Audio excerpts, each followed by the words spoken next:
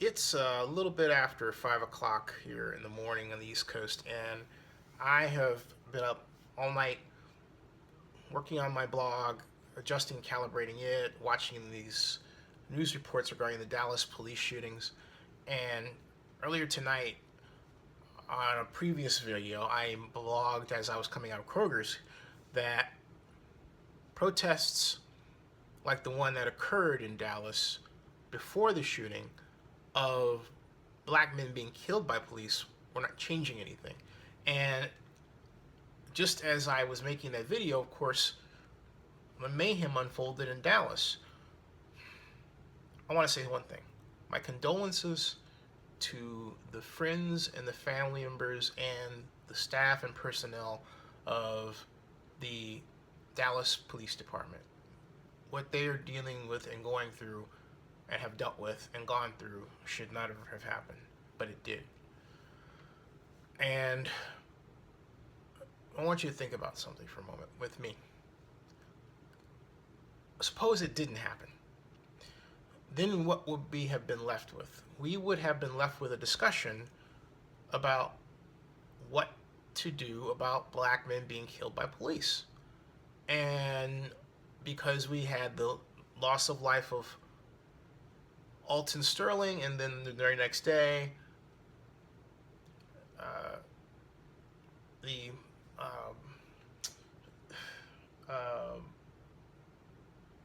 Philando Castile. And this is hard to say, but I'm just going to say it. Those shootings, I think, were premeditated to happen to destabilize our society. I think the reason why the people that got involved did it was part of an elaborate stunt to make us, for the society to pit itself against each other and for there not to be change. It was almost, that feeling came over me, and it came from my gut, and I'm not going to let it go. I'm not going to let it go. I'm not going to let it go. There are, it seems, people who just, like anarchists, and they want to cause trouble for the rest of us, and they don't want to really improve anything. In fact, they want to make things worse because for them it's some sort of fun thing. It's not a protest issue at all. No. They did that just to destabilize our society. That was what that was all about. That was true terrorism. And I remember when the Oscar Grant riots happened in Oakland, we had the same problem with anarchists in downtown Oakland. The first set of riots, yeah, people were legitimately really pissed off and angry. And if you don't know the story of Oscar Grant was killed at the Fruitvale BART station after he had gotten into an altercation on a BART train with a group of people. He was part of a group of people that got into an altercation. The group was taken off. He was basically put on the ground by the police and searched. But in the middle of the searching, Johannes Mersley claimed he was trying to get his taser. He didn't need his taser to begin with, and instead pulled out his gun and shot him in the back, dead. So that was 2009, and that led to an enormous set of riots. But as the riots continued, seemingly night after night, the crowd makeup changed from true, upset, regular, everyday people who lived there in Oakland to people who were coming from places like Richmond and other suburbs in the Bay Area just to riot in Oakland, and they identified themselves as anarchists.